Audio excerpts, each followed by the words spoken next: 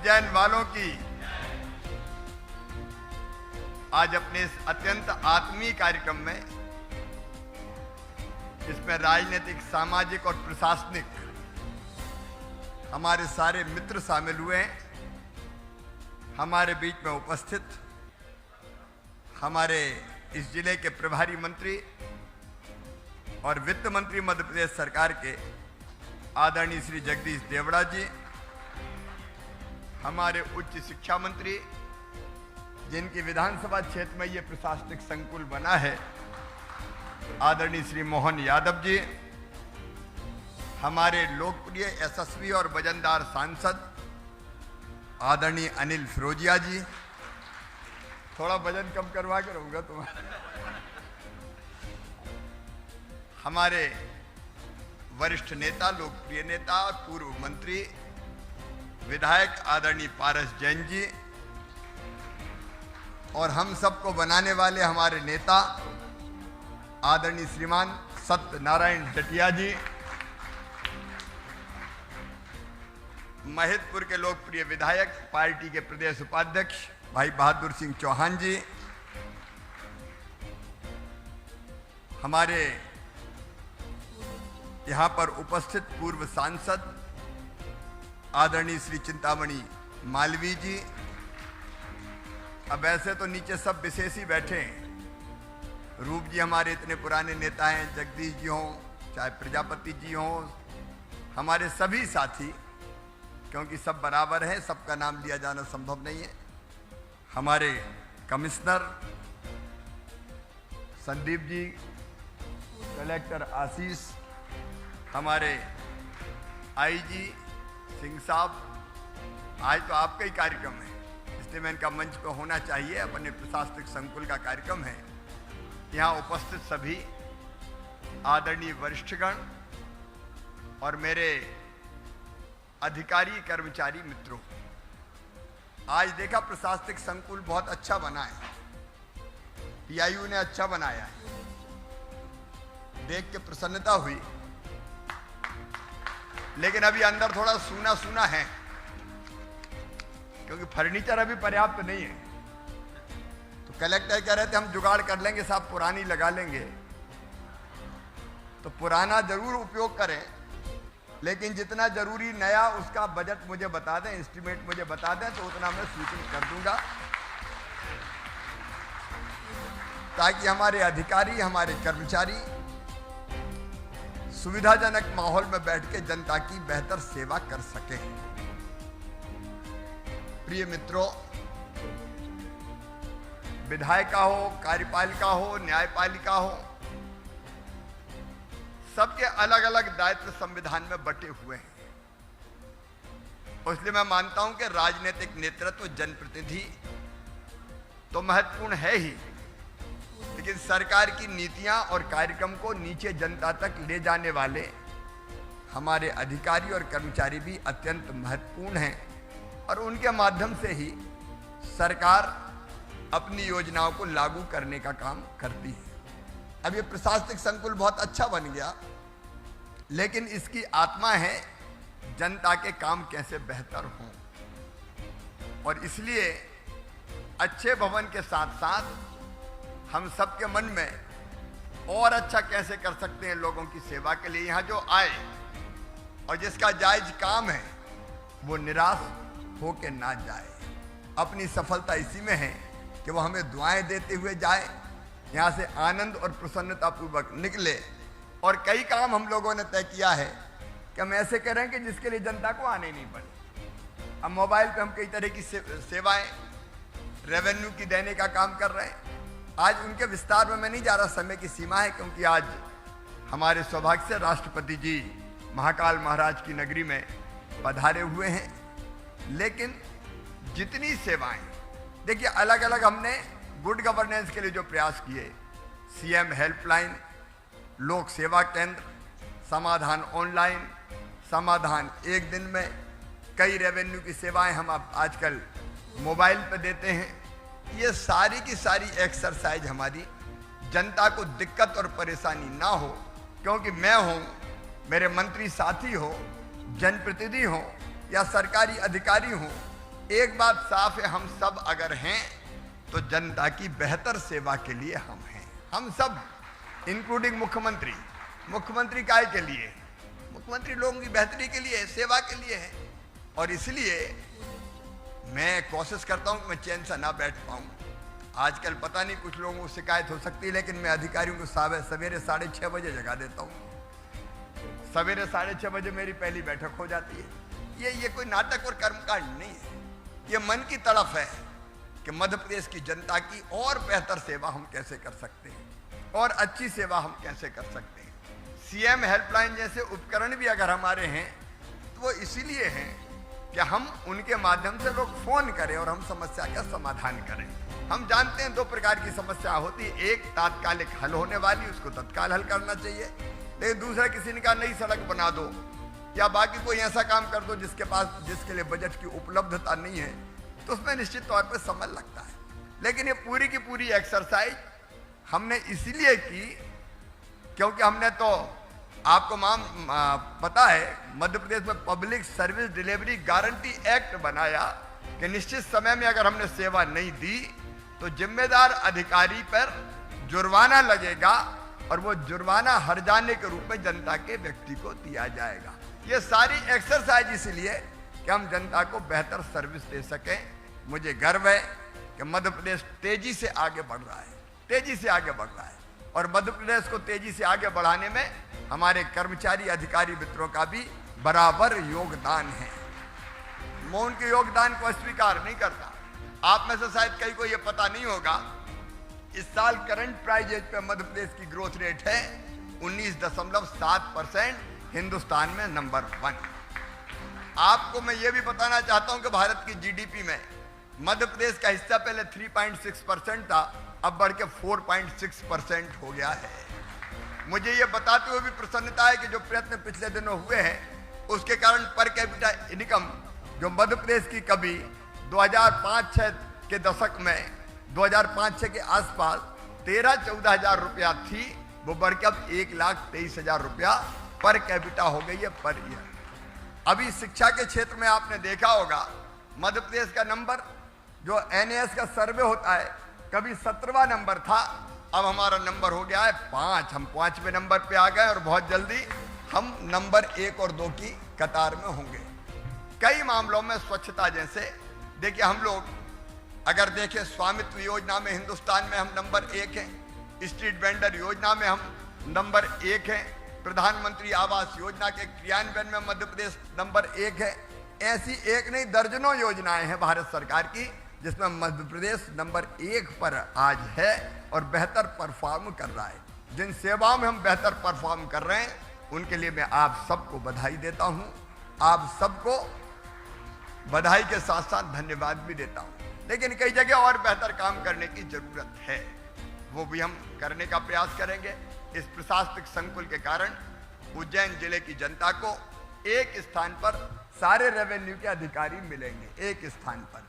अब अलग अलग दफ्तर में अलग अलग ना भटकना पड़े, एक जगह सभी सेवाओं का लाभ मिल जाए, एक बड़ी सौगात है।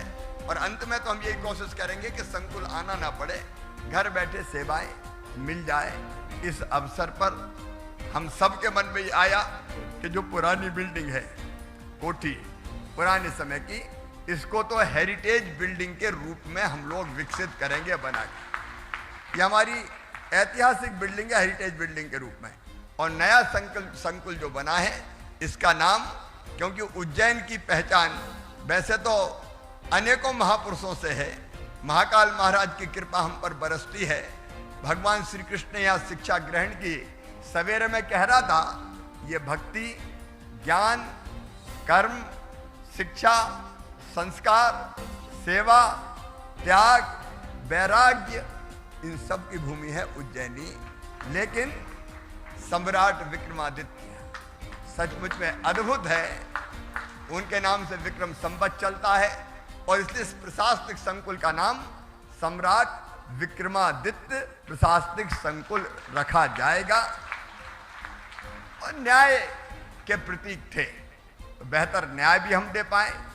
अंत में केवल 2-3 छोटी छोटी चीजें कह के अपनी बात समाप्त करूंगा। एक, स्वच्छता के मामले में मुझे अभी उज्जैन वालों से कुछ कहना है। देखो, काम बहुत हुए उज्जैन में। आपने देखा सिंहस्थ के समय कितने काम हुए, और पहले लोग सोच रहे थे सिंहस्थ के काम हो गए, अब नहीं होंगे, लेकिन चारों तरफ आप देख रहे हैं, मेरा तो लगभग हर महीने आना हो रहा है। महाकाल बाबा की नगरी, कुछ ना कुछ नया काम लगातार चल रहा है। उनका वर्णन करने की जरूरत नहीं है, उसमें कई समय लग जाएगा। विकास की यात्रा हमारी निरंतर जारी है। आज भी आपने देखा कि सवेरे हमने हमारे आयुर्वेदिक कॉलेज के भवन का लोकार्पण किया, अभी प्रशासनिक संकुल का हो रहा है, और अमित शाह जी ने उज्जैन वासियों को मैं बताना चाहता हूं, जानकारी भी होगी, अमूल डेयरी के 350 करोड़ रुपए के प्लांट का भी यहां पे शिलान्यास किया है। और केवल इतने नहीं, एक के बाद एक कई फैक्ट्री हमारी विक्रम उद्योगपुरी में लगातार चली आ रही है। उद्योगों की दृष्टि से, रोजगार की दृष्टि से एक नया इतिहास रच रहा है हमारा उज्जैन और मध्य प्रदेश भी। लेकिन स्वच्छता के मामले में मुझे आपसे थोड़ी शिकायत है। क्या कमी है हमें बताओ। इंदौर से हम कैसे पीछे हैं, कोई बताए मुझे कि हम पीछे हैं? उज्जैन वाले हम कैसे पीछे हो सकते हैं? और इसलिए इस बार थोड़ा कसम वसम खा लो, संकल्प ले लो। कमिश्नर नगर निगम है क्या यहाँ पे? कमिश्नर है कि नहीं नगर निगम? कहाँ है अंशुल, कहाँ है? आज बता के गए कि बिना बताए गए थे? अच्छा, राष्ट्रपति जी कारण ड्यूटी लगी होगी, हाँ कई अधिकारी वहां लगे होंगे। लेकिन भाई, मुझे कर्मचारी हो, अधिकारी हो, जनप्रतिनिधि हो, जनता हो, आज प्रार्थना करना है कि उज्जैन स्वच्छता के मामले में पीछे ना रहे। हर संभव प्रयास करके हम स्वच्छ इंदौर के संकल्प को पूरा करें, नंबर 1। नंबर 2, आजकल मैं ठेले वाला मामा भी हूं। देखो, अपने रहते हुए आंगनवाड़ी में कुपोषण कैसे रहना चाहिए बताओ। क्या उज्जैन के लिए अच्छी बात है? जिले के लिए? मैं केवल शहर की नहीं कर रहा, मैं गांव की कह रहा हूं। क्या हम सब मिलकर संकल्प ले सकते हैं कि 1 साल के अंदर अंदर उज्जैन के आंगनवाड़ियों में जितने बच्चे आते हैं, गरीब परिवारों के बच्चे, कोई अंडरवेट नहीं रहेगा, कोई कुपोषित नहीं रहेगा। सरकार की जो सहायता आएगी वो आएगी पोषण आहार सहित, लेकिन हमारे उज्जैन की जनता दिल खोल के बच्चों को खिलौने देगी, वहां पोषण आहार देगी, वहां टेबल कुर्सी की जरूरत है उसकी कमी पूरी कर देगी। अरे हमारे रहते हुए बच्चे अंडरवेट रहे, विक्रमा महाराज विक्रमादित्य की नहीं, अच्छा ठेला लेके घूमे थे। देखिए, भाव यही है कि हम अपने बच्चों को, गरीब बच्चों को कुपोषित नहीं रहने देंगे। ये चैलेंज मैं दे रहा हूं, स्वीकार है चैलेंज? अरे जोर से बताओ, स्वीकार है क्या? इसमें प्रशासनिक कर्मचारी, अधिकारी भी शामिल है। देखिए, जनता ठान ले, हम ठान ले, तो कैसे कोई अंडरवेट रह सकता है? ये बहादुर सिंह बैठे, निकल जाओ बहादुर, गांव से इकट्ठे कर लाओ, गेहूं चना क्या कभी, सोयाबीन इकट्ठे कर लाओ। कोई किसान मना करेगा क्या बताओ? आप किसी किसान के पास चले जाओ, आंगनवाड़ी भर देंगे लोग अनाज से। जन्मदिन अगर हो तो तय करो कि जन्मदिन के दिन भले आंगनबाड़ी में नहीं जाए, लेकिन बच्चों को दूध पिलाएंगे हम अपने जन्मदिन पे। एक आंगनबाड़ी में 50-60 बच्चे, कोई बड़ी बात है क्या? कोई भोजन कराए, कोई केला बांट दे, कोई सेब बांट दे। माता पिता की पुण्य स्मृति में आप आंगनबाड़ी के बच्चों को दो ना पोषण आहार। और मैरिज एनिवर्सरी की खुशी भी मनानी है तो उन बच्चों के साथ मना लो। देखो, थोड़ा सा प्रयास करेंगे तो कोई बच्चा अंडरवेट नहीं रहेगा। थोड़े पोषण आहार की जरूरत है, थोड़े इलाज और दवाइयों की जरूरत है। हमारे सारे बच्चे स्वस्थ रहें, यह हमारी ड्यूटी है, हमारी ड्यूटी। आपको स्वीकार है ना मेरा चैलेंज? जोर जोर से बोले, स्वीकार है? तो एक बार फिर से तय कीजिए, जनप्रतिनिधि, सरकारी कर्मचारी, अधिकारी और जनता, व्यापारी हैं, उद्योगपति हैं, बाकी सब सटाइए, और किसान आंगनवाड़ी में भर देंगे। अन्य क्या दिक्कत है? फल की, सब्जी की, तो बच्चे हमारे अंडरवेट नहीं रहेंगे, कुपोषित नहीं रहेंगे। दूसरी बात, और तीसरी बात एक और मैं आपसे शेयर करना चाहता हूं। बीच में बिजली का संकट आया, कोयला नहीं की दिक्कत थी। कोयले के रेट अंतर्राष्ट्रीय बाजारों में लगातार कितने बढ़ रहे हैं, आप तो सब अखबार पढ़ते हैं, टेलीविजन देखते हैं। मैं ये नहीं कह रहा कि बिजली मत जलाओ, मैं केवल एक अपील कर रहा हूं कि बिजली फालतू मत जलाओ। बिजली जलाओ, फालतू मत जलाओ। मैंने अपनी एक आदत बनाई है, मैं सच कह रहा हूं आपसे, कि मैं अगर बाथरूम में नहाने जाता हूं सवेरे, तो मैं कभी मेरा बल्ब जलाता ही नहीं हूं, क्योंकि लाइट आती है, वहां प्रकाश है, काहे को मैं जबरदस्ती जलाऊं। मेरी ये आदत है कि मैं अपने कमरे से बाहर निकलूंगा तो मैं स्विच ऑफ खुद करूंगा। मैं कभी इंतजार नहीं करता कि कोई दूसरा आएगा वो स्विच ऑफ करेगा। आदत बन गई, स्वभाव में आ गया। बिजली का स्विच ऑफ करने में अपना क्या जा रहा है। हम सचमुच में अगर फालतू बिजली ना जलाएं तो 4000 करोड़ रुपया मध्य प्रदेश के बचा सकते हैं। 4000 करोड़ रुपया अभी बिजली पे मैं सब्सिडी दे रहा हूं, 22,800 करोड़ रुपया की, जो सस्ती बिजली देने पे। और सस्ती बिजली फिर फालतू जल रही है। दफ्तरों में भी एसी चल रहा है, कूलर चल रहा है। जब हम नहीं है तो अब बंद करो ना। अफसर भी आदत डाल ले कि अपने कमरे से बाहर जा रहा है, बंद करके जाओ। कौन सी भारी श्रम लगता है उसमें। 4000 करोड़ रुपया बचाएंगे हम, 4000 करोड़ रुपया। और इसलिए मैं अपील करता हूं, ऊर्जा साक्षरता अभियान हम चलाएं और ये संकल्प करें कि फालतू का कोयला हम काहे को जलाएं। पर्यावरण प्रदूषण, दुनिया भर की चीजें फैलती है, तो केवल इतना ही कर लेंगे। देखिए, समाज अगर खड़ा हो जाए तो चमत्कार किया जा सकता है। अकेला शिवराज नहीं कर सकता, अकेली सरकार नहीं कर सकती। समाज खड़ा हो जाए, कोई का फायदा नहीं। फालतू काहे को जले बिजली। तो हम फालतू बिजली नहीं जलाएंगे। तैयार हैं इसके लिए? आप पढ़ाई के लिए जलाइए, गर्मी है चलाइए, खाना बनाइए, मैं मना नहीं कर रहा, लेकिन फालतू नहीं जलाएं तो अपने प्रदेश की जनता का पैसा बचेगा। और अंत में एक और, अभी यहाँ पेड़ लगा के अपन ने प्रशासनिक संकुल प्रारंभ किया है। मेरी भावुक अपील है, जन्मदिन के दिन जरूर पेड़ लगाना, क्योंकि पेड़ से ही पर्यावरण बचेगा और हमारी धरती बचेगी, स्वस्थ होगी, आगे बढ़ेगी। इस प्रकार प्रशासनिक संकुल के शुभारंभ पर मैं एक बार फिर अपने पूरे इस परिवार को, जो मेरा प्रशासनिक परिवार है, देखो मैं और आप अभिन्न हैं। मैंने कभी मुख्यमंत्री का अहंकार और दंभ कभी नहीं पाला। मैं ये मानता हूं कि एक प्यून भी अगर अपना काम बेहतर कर रहा है तो उसका भी मान और सम्मान मुख्यमंत्री के बराबर ही है।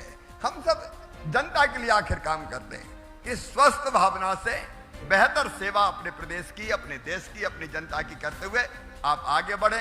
ये प्रशासनिक संकुल बहुत शुभ हो उज्जैन के लिए। विकास की नई गाथाएं लिखी जाएं, जन कल्याण के नए काम हो और अनेकों ऐसे काम करें जिसके कारण आप भी याद रखे जाएं। अरे अपने लिए तो सब जीते हैं, कीट पतंगे भी जीते हैं, पशु पक्षी भी जीते हैं। अपने लिए जिए तो क्या जिए, तू जी ए दिल जमाने के लिए। वैसा जीवन जीने का आनंद ही अलग है, फिर काम भी आनंद बन जाता है। आप सबको बहुत बहुत शुभकामनाएं। धन्यवाद, नमस्कार।